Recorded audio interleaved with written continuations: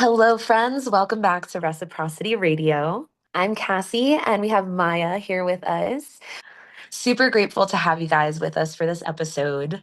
We are cruising along through our ABCs, and today is E. And E stands for ESG. E is for environmental, S is for social, and G is for governance. The United States was built on this sort of myth that we have infinite and endless horizons and resources, right? We've got our prairies, our bottomless aquifers, our cheap energy, and a workforce that can absorb yet another punch through our collective system, let's say. Sustainability through this lens has been often an afterthought, but America has changed. We now live in the present times of 2026. And we're living in an era of consequences from the past, and that's okay. But the way that we really navigate through these consequences is through ESG. This is the parameters that we place on American capitalism to be able to tell if it's still working or if we're just trucking along to an inevitable end. ESGs can be seen as the immune system of the US economy. Thanks for starting us off with that, Cassie. ESG came up in response to capitalism, and that's always like really interesting to see like what comes up in response to capitalism. Even like the circular economy is like in response to capitalism, and we talked about that a little bit a few episodes ago. But yeah, ESG was created back in like 2004, and it was really for corporations to assess their risk management, their global challenges, and their investor demand. So the way that they do this is through sustainability reports, annual sustainability reports. And it was originally for investors to be like, see, this company is forward thinking or thinking about how we're going to stay viable for the next 100 years. As an investor, that's music to your ears because that means money keeps coming in and coming in. It also like changes this approach of the shareholder approach where companies and corporations are only caring about investors and their shareholders. But they are taking this stakeholder approach now as a way to just include more people and voices of the communities who have been basically ostracized because of capitalism. So, ESG, what does it really do? You might have heard it in like boardrooms, business news. It is like very business and corporation heavy, but it started as this framework for investors to evaluate risk and values in companies. But it can also go on to like cities, state agencies, consumers, ourselves as individuals, universities, what have you. And we can start just having like this our own ESG style of thinking to guide our policy and procurement and public accountability for one another. There's a lot of value behind ESG.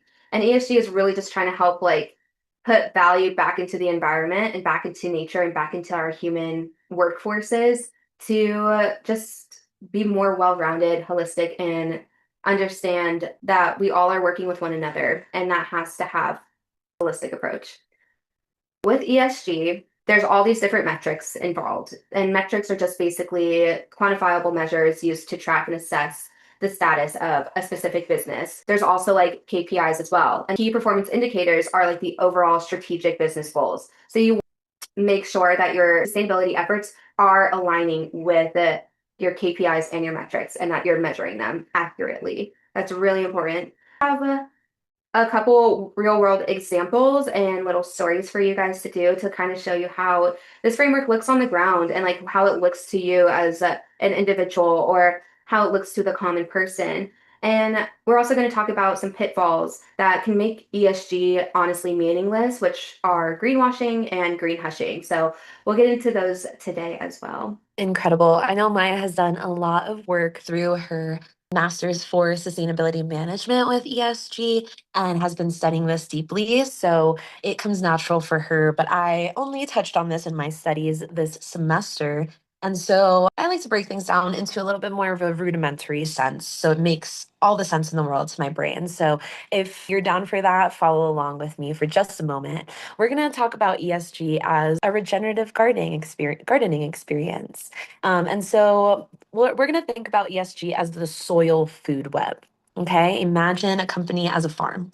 Most executives will treat it like a greenhouse, right? We're thinking optimization of this season's tomato yields. We're talking pumping full of synthetic fertilizer to force the maximum output right now, not thinking about tomorrow. And so, for the environment aspect, think of that as the mycelium network, right? We're talking about mushrooms, fungus, underground fungal threads that really help retain water and break down rocks into nutrients. They're doing a lot of work underground for us. And if you drench this in pesticides, or let's say carbon emissions, or you let the mycelial network just erode, aka resource depletion, your topsoil will just blow away. If you don't have mycelium, guess what? No water retention. Guess what? No nutrient exchange. Next is drought. And then your soil and your farm are done. So, really important. For the social aspects, think of this as the earthworm population, let's say. Earthworms and worms in general are not necessarily the most glamorous. They're slow and steady. They do all of the unglamorous work, right? But it's so needed. They're beautiful creatures that aerate the soil, that recycle waste into castings, which is priceless energy. And they create drainage systems within your soil. If you were to squeeze them out with toxic labor practices, let's say, or community neglect, your grounds, guess what? It turns into a compact concrete situation where nothing will grow. Water will just run off instead of soaking in. Pretty much nothing can live or thrive within your soil. Two very important aspects. And the final being governance. Think about this as a intentional schedule to use crop rotation on your land on this farm. Yeah, it might be boring. Yeah, it might just take a lot of long term planning. We're going to say through this long term planning, hey, we're not going to plant corn 3 years in a row, even though corn really pays us the best and it thrives in these conditions. Why wouldn't we do that? Well, because if we rotate with legumes, aka ethical audits, independent boards, we can fix the nutrients and make sure we're revitalizing the soil. We can fix the nitrogen and give it more life into the soil. And that would prevent pest buildup and so many incredible benefits. Although we're sacrificing immediate land for perennial fertility, it is going to love us back and give us more fertility, more abundance, because we are making these decisions that might not seem, the most beneficial for your pocket in the moment, but for long-term planning, it absolutely is. So, in essence, you cannot see healthy soil. It really, from a distance, looks just like dirt. But when the pandemic hits, a supply chain shock might occur. The farm that has deep living soil will remain green and will continue to give abundance, while the chemically boosted monoculture might turn brown and really can die and collapse. Sustainability isn't the harvest itself, it's what's under the harvest, what's under the soil that is creating the fertile ground to have beautiful things grow.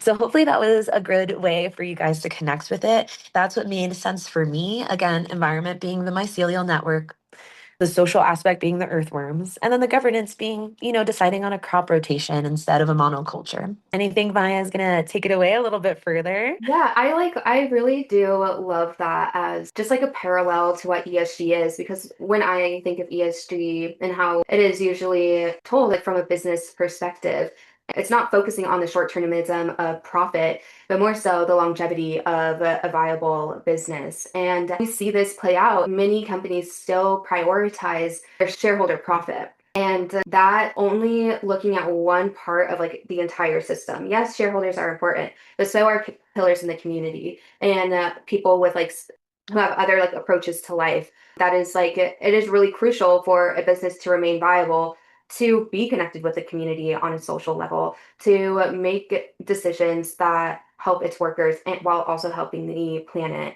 So ESG is a really great way of just like keeping companies accountable. I think the land is the best like physical example of what this concept is. It's like immediate land, immediate returns, immediate like return on investment, ROIs, and all those things, right? It gives you the choices that are available to you to prepare for the inevitable, the things that we can't control. Wildfires, for example, it's not if it happens, it's no, they aren't going to happen. So, what is in place to help regulate and to create this abundance when and you can't control all of the parameters, right? But then you use what you have around you and what you can actually touch and see to build a more resilient space so more can benefit, point blank.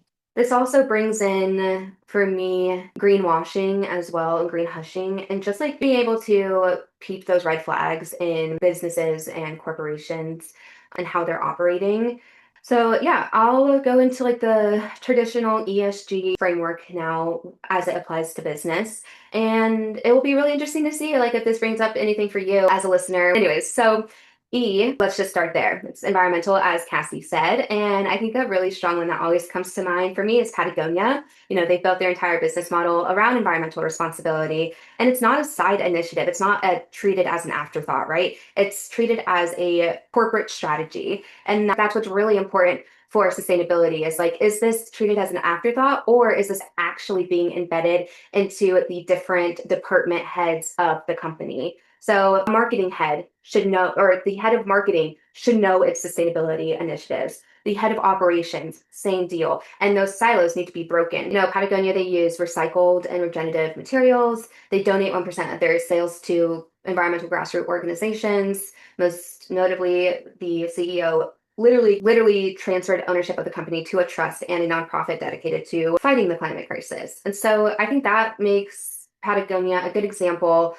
of ESG, that at least with their environmental commitments, they've sued the federal government over public lands. They've stopped doing business with clients who don't have environmental standards. That's another thing that's so important. It's again, going back to Cassie's example of crop rotation, making those decisions in the high level CEO, C-suite spaces that, it is hard to get into, but there needs to be sustainability people in those C-suites so that they can push people towards environmental responsibility, social responsibility, and overall corporate responsibility too, right? And to contrast that, we can look at Beyond Petroleum, the people who were responsible for that huge oil spill in the Gulf like a decade and a half ago, right? Like they rebranded themselves as Beyond Petroleum in the early 2000s.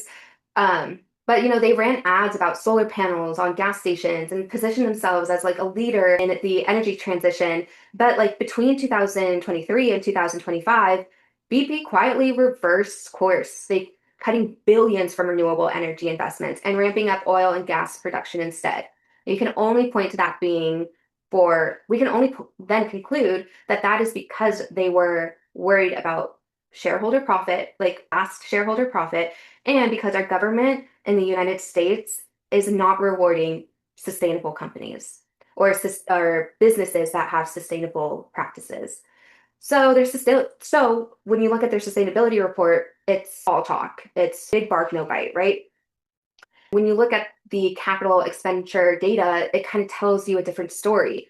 And this is like textbook greenwashing, using sustainability as a branding mechanism to distract from the business model that hasn't actually changed at all. And I think that brings in this idea of greenwashing. Like, what is it exactly?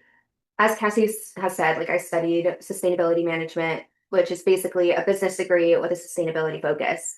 And most major companies will publish an annual sustainability report, and they can run hundreds and hundreds of pages, which who's reading through that? I'm certainly not. And I mean, on the surface, they look really impressive. Like they have all these charts, they have like different colors, they have goals, commitments, like net zero pledges, which we talked about last week. But the thing is that a sustainability report is not the same as sustainability performance. You can talk all this talk, but if you're not actually doing it, then it's a lie. Learning to read these reports is pretty vital, but I'm not going to like say learn how to read these reports, but it is an important skill that you can develop if you are interested because this is where greenwashing really shows up. So I'll just give you a couple red flags to look out for if you're ever looking at like who's ever looking at these sustainability reports. But if you happen to just look up like Nike sustainability report, and maybe this could be like a little like brain lesson for you or whatever, a brain exercise for you. Like look out for these red flags of like vague language. If the report talks about striving to reduce our impact or committing to sustainability without having like these specific measurable targets and metrics, that's a warning sign. ESG has real numbers. It has a baseline of what they're measuring against and that they have a target. And hopefully it's getting closer to that target. So Something that's a green flag is like when a company says a target is to reduce emissions by 50% by 2030 from a 2020 baseline. That is concrete, that's gold.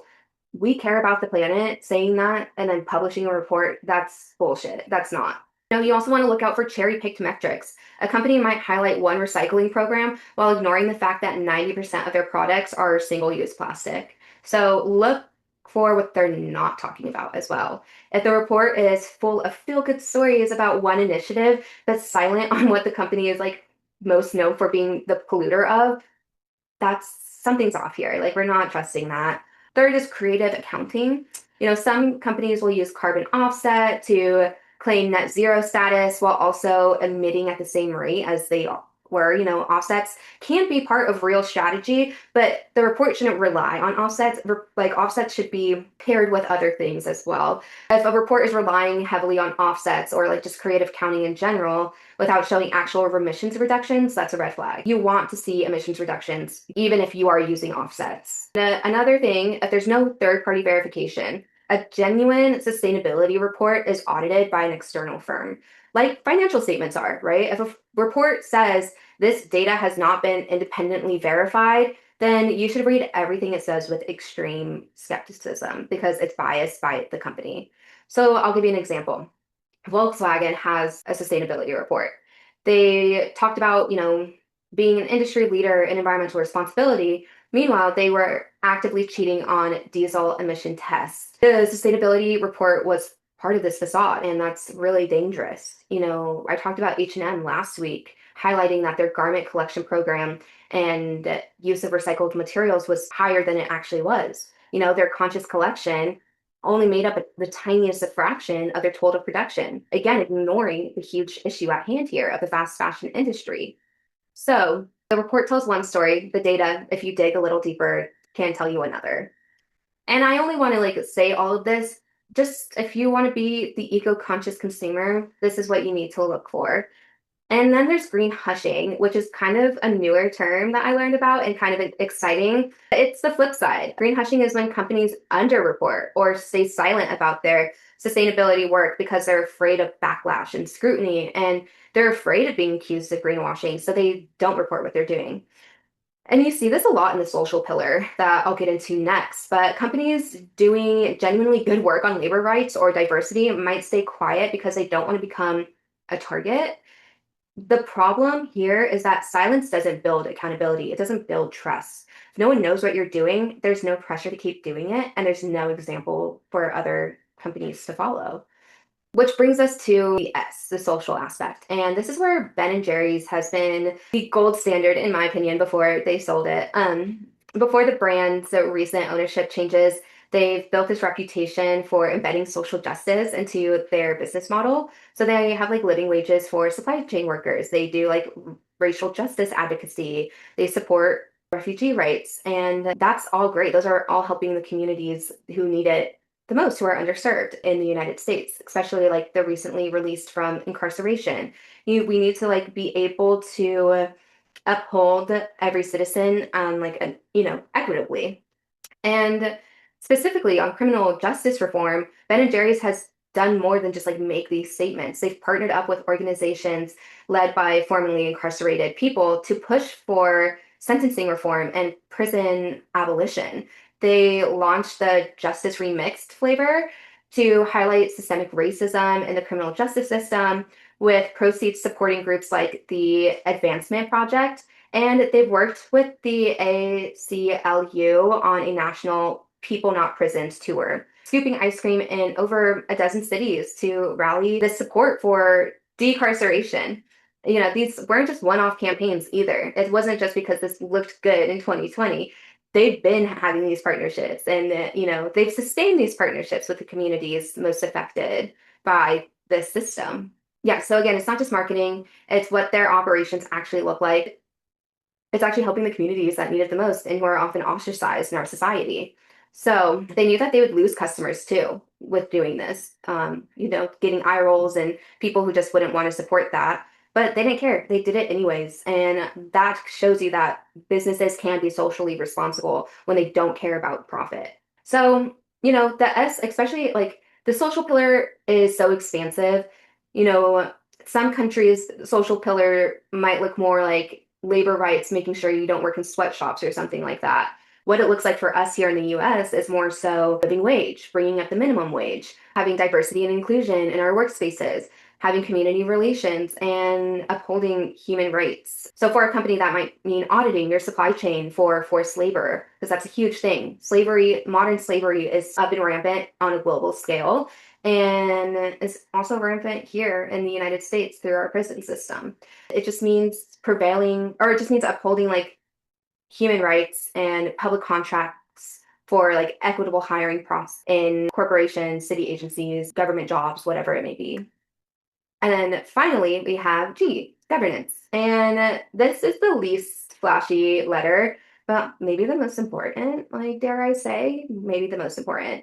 Governance is where the accountability structure happens. This is what makes the E and the S actually stick. So a great example here is executive pay being tied to sustainability key performance indicators or KPIs. More and more companies are linking like CEO bonuses to things like emission reductions, safety metrics, or diversity targets. Having their boardrooms be more diverse as well, which is awesome. It's so sad that so many companies have been rolling back, but one that comes to mind is Unilever. For years, it was an early leader. Their executive compensation included metrics on environmental impact and sustainable sourcing. And Unilever, they're like a personal care product company. They have like Dove. What else do they have? McCormick, Vaseline. All just like everyday stuff.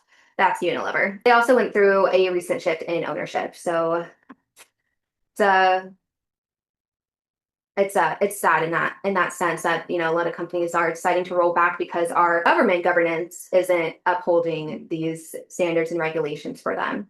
So governance is, when you think about it in politics, at least you can think about like procurement policies. When a city says like we only buy furniture or uniforms from vendors who meet a certain labor and environmental standards, that's governance in our government, right? It's a rule book, it's a playbook that ensures that the E and the S promises aren't just words on a website. And so governance is also the best defense against both greenwashing and green hushing. Strong governance means that there's third party audits, verified reporting, and real consequences for missing targets. Without it, you get the worst of both worlds, not the best, unfortunately. Companies that overclaim when it suits them and then they go silent when it doesn't. And there are many, many companies across all different sectors and industries that do this. The aviation, every single aviation report that I've read, you guys, all greenwashing. All of those airlines are greenwashing. I'll tell you that right now. You don't even have to read the report. BP's Beyond Petroleum, again, their sustainability report means nothing without a governance structure that actually penalizes them for missing their targets, their climate targets. And yeah, that really brings us to the end of ESG. And we're focusing on the United States specifically because that is our home. This is, where our work lies, where we want to invigorate the sustainability culture within our country. Because other places around the world, let's get real, they're knocking it out of the park in a lot of ways that we have some catching up to do. We don't have the same social safety nets like Europe does, or maybe the same communal collectivism of Asia. We have capitalism, right? And capitalism has seen the abundance in the United States and been like rubbing their hands together, like, how can we profit off of this? And ESG is simply that upgrade that stops American capitalism from crashing and burning its own operating system. So that's what I get from, all of these stories that you've been sharing, Maya, as well. They're all, very reminiscent of the same definitive properties that ESG is trying to cultivate. And ESG is not about, liberal versus conservative. It's really being prepared instead of being surprised at the inevitable. And for hundreds of years, Americans have been surprised because there's always been more land, more oil, more cheap labor to turn to. And honestly, that we're done. Like we are at past the tipping point now. And so we have to reframe our current state. And for the common folk, ESG might seem like bureaucratic, a lot of like heavily academic language, but it really translates into simple questions such as like, will my town still have a main street in 2040? Will my body still be healthy from the air I breathe 10 years from now? Will my pension check actually clear when I get that? It matters because sustainability in the US is not a choice at this time. It is a survival tactic. And ESG is the way that we can listen to whether, we are heading in the right direction, or if we need to be working and rebuilding the systems within our country to rise to the occasion. ESG is one of the few frameworks that actually forces us to connect these dots between G, S, and G. Like a factory that pollutes a community, that's an E issue. But the fact that the people living next to that factory are disproportionately low income and people of color, that's an S issue. And then the fact that the company faces no consequences because of weak regulation and captured regulators, that's a G issue. For me, like this does light a fire under my ass because these are real consequences that we're living through, and these corporations seemingly don't need to pay. I don't think that's right. I don't think that's just. And I don't think that's equitable. But at least ESG, even though it's being rolled back a little bit by these corporations and they're choosing. So when I was in my program, I would look at sustainability reports of the year 2025. I've been looking at some sustainability reports of the same companies. They haven't released their 2025 or 2026 sustainability report. And that's because of the current administration that we're living in and like the lack of push for sustainability and still treating it as an afterthought. But at least ESG does give us this language to talk about all three of these big core issues at once. And whether you're running a company, a city, or a community organization, or just your own life, that kind of systems thinking is exactly what sustainability demands of us. And we have to be proactive, like Cassie was saying. We want to be proactive versus reactive. And that means we have to be honest about the risks. Greenwashing can make people cynical, so we shouldn't do that.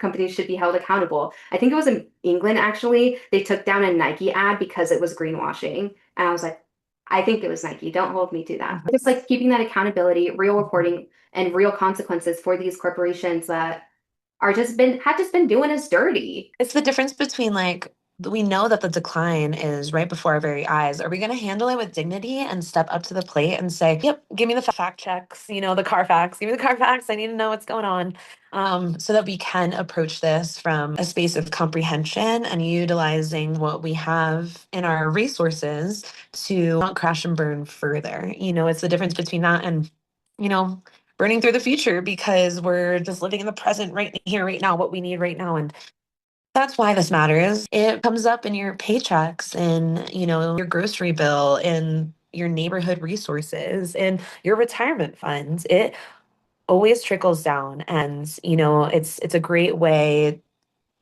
that has been a new innovative take on keeping tabs on our sustainability standing and where we're going from here. And I'm all about that. No, for sure. And again, like ESG came up as a way to kind of combat this extractive capitalism model of switching traditional business practices to more sustainable business practices. But within that, then we're still living in this economy of capitalism, the system of capitalism. And so you have to read the fine print, Yeah. which sucks because it's like, well, that shouldn't be up to us. Like, who has the Right. time for that? Like, the common person does not have the time for all of that. And yes, to a certain extent, it's our responsibility to stay informed. But the fact that we have to go and read these long ass like sustainability reports, honestly, guys, if a sustainability report is over 80 pages, it's bullshit. Do not even like there's no way, there's no need to be saying over the course of a year, there's no way that like 500 pages can be filled with like sustainability things. Like it's sketchy and it's probably really redundant. And I personally don't trust it. I think sustainability reports should be concise. This is what we're doing. This is our baseline. That's all you need, truly, in my opinion. Do away with the fluff because that is what has gotten us to these situations. So you cannot handle or like, be able to procure a solution with the same mindset that got you into this mess. So we're out here keeping eyes for you guys. And hopefully, what we discussed today gives you a bit of more clarity within the ESG field and what that really means. And yeah, hopefully you got something that helps make sense of the things that you hear on media and around companies and institutions. Being able to decipher and know what they're talking about because they'll just throw these words at you, seemingly that it's out of your control or not within your realm of understanding. No, no. You have the power to understand and discuss these things. We're just trying to make it more comprehensive and human centered so that everyone gets a chance to participate and know what's going on with your own life and your own reality. And something that, as I've been feeling a bit more out of control with like my own power and how it's seemingly like being taken away from me, is like something that's empowered me is vote with your dollar. Like voting at the polls happens every 2 years. Vote with your dollar every day. That's what you can do, and that's somewhere where you can put your power. If you know that H&M is burning clothes, then don't go there. Like Mhm. literally don't go there. Just you have the power. And that's the coolest thing. You have the power to go somewhere that can make you feel good. Learning to read these sustainability reports with a critical eye can really make a difference for you if that's something that you're interested in. If not, like just keep tuning into us and back to our social media pages. We are constantly shouting out companies and organizations that really embody this ESG style of thinking and systems thinking approaches, and very much like holistic approaches. So every stakeholder can have a seat at the table. It's a pretty heavy topic, but again, if you're Mhm. interested, just reach on out and share your stories with us and share what you think we've missed in this and just interact with us. We want to be able to communicate and create this collective with you, not just for you. So, I love Mhm. you. Love you so much. And remember, Bye. sustainability is not a burden, it's not a cost. It is the only way we're going to get through all of this. We appreciate you so much. As always, take care of yourself, take care of each other. Cultivate those that were reciprocal relationships around you. And thanks for caring.